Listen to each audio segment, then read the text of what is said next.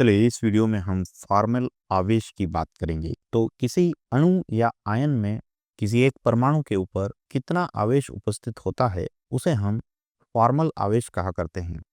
इस फॉर्मल आवेश को हम कुछ इस तरह से कैलकुलेट कर सकते हैं कि मुक्त परमाणु में संयोजी इलेक्ट्रॉन कितने हैं और लुईस संरचना में हम परमाणु को कितने इलेक्ट्रॉन दे रहे हैं, इनके अंतर को हम फॉर्मल आवेश कहा करते हैं। लुईस संरचना में इलेक्ट्रॉन को प्रदत्त इलेक्ट्रॉनों से हमारा मतलब है कि उस परमाणु पर जो एकाकी युग्म के इलेक्ट्रॉन उपस्थित है वह और बंधित इलेक्ट्रॉनों की संख्या के आधे इलेक्ट्रॉन, मतलब अगर एक बंध उसने बना रखा है तो उस एक बंध में एक इलेक्ट्रॉन एक परमाणु का रहेगा और एक इलेक्ट्रॉन दूसरे परमाणु का रहेगा।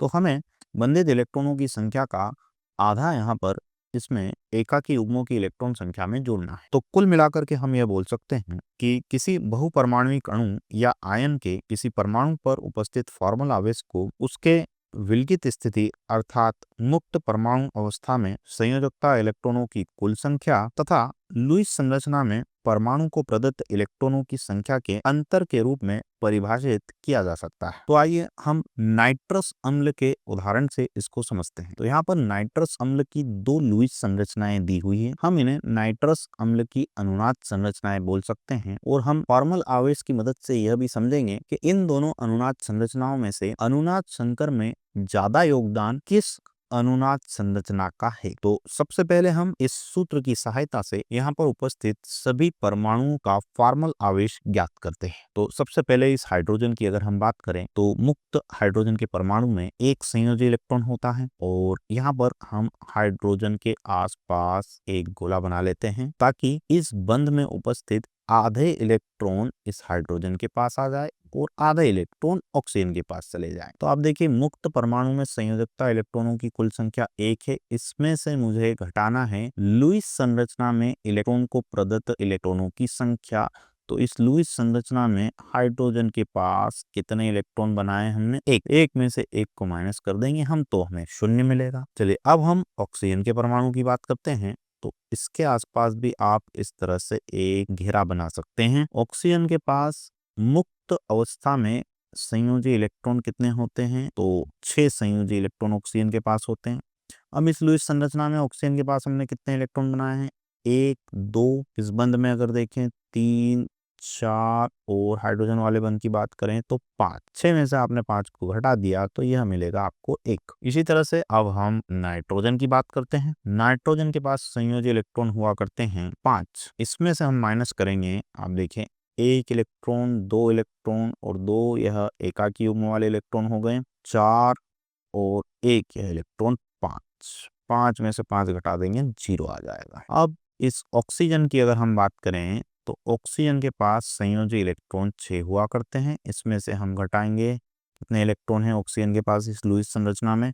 1 2 3 4 5 6 और एक ये बंद वाला इलेक्ट्रॉन 7। 6 में से 7 को आपने माइनस किया तो यह मिलेगा -1। तो हम बोल सकते हैं कि इस ऊपर वाली संरचना में हाइड्रोजन का जो फॉर्मल आवेश है वह 0 है, ऑक्सीजन पर फॉर्मल आवेश +1 है, नाइट्रोजन पर 0 और इस ऑक्सीजन पर -1। अब हम नीचे वाली संरचना की बात करते हैं। यहाँ पर इसी तरह से हम एक घेरा बना देते हैं हाइड्रोजन के आसपास। संयोजी इलेक्ट्रॉन मुक्त अवस्था में एक होता है, इस संरचना में भी एक इलेक्ट्रॉन है तो हाइड्रोजन पर फॉर्मल आवेश 0 हो गया। अब ऑक्सीजन की अगर हम बात करें तो यहाँ पर संयोजी इलेक्ट्रॉन 6 हुआ करते हैं मुक्त अवस्था में और यहाँ अगर काउंट करेंगे आप तो 4 तो ये इलेक्ट्रॉन आपको एकाकी युग्म वाले दिखाई दे रहे हैं और 2 बंद वाले, तो ये हो गए 6 इलेक्ट्रॉन। 6 में से 6 गया 0 बचेगा।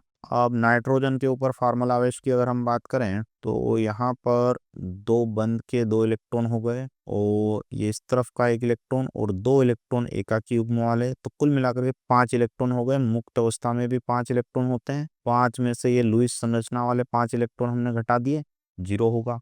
अब ऑक्सीजन के पास मुक्त परमाणु में संयोजी इलेक्ट्रॉन 6 होते हैं।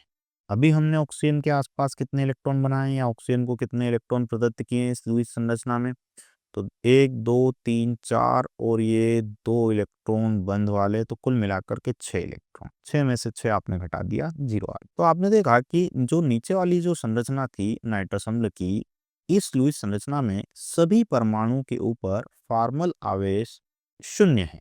तो कुछ इस तरह से हम फॉर्मल आवेश की गणना कर सकते हैं। अब चूंकि हमने वीडियो के शुरू में यह डिस्कस किया था कि यह दोनों नाइट्रस अम्ल के अनुनाद संरचना है, इन दोनों अनुनाद संरचनाओं में से कौन सी संरचना ज्यादा योगदान देगी? जो ज्यादा स्थायी हो, जो संरचना अधिक स्थायी होती है, उसका जो योगदान होता है हाइब्रिड स्ट्रक्चर में, अनुनाद संकर में, वो ज्यादा होता है। तो आप देखें, परमाणु पर आवेश अगर फॉर्मल आवेश अगर न्यूनतम होगा, आवेश अगर न्यूनतम है तो वहां पर ऊर्जा न्यूनतम होगी, और अगर ऊर्जा न्यूनतम है तो स्थायित्व ज्यादा होता है। तो हम ऐसी संरचना का योगदान ज्यादा बोलेंगे जिस संरचना में आवेश कम हो। परमाणुओं पर आवेश क्या होना चाहिए? कम होना चाहिए। तो हमने इन दोनों संरचनाओं में देखा, ऊपर वाली संरचना में हाइड्रोजन के ऊपर शून्य आवेश था, ऑक्सीजन के ऊपर +1 था, और नाइट्रोजन के ऊपर शून्य एक, और ऑक्सीजन के ऊपर -1 था। लेकिन नीचे वाली संरचना में आप देख सकते हैं सभी परमाणुओं पर शून्य आवेश आ रहा है। तो क्योंकि यहाँ पर सभी परमाणु के ऊपर न्यूनतम आवेश है, इसलिए हम बोलेंगे कि यह संरचना अधिक स्थायी है, और अधिक स्थायी होने के कारण इसका अनुनाद संकर में योगदान भी ज्यादा होगा।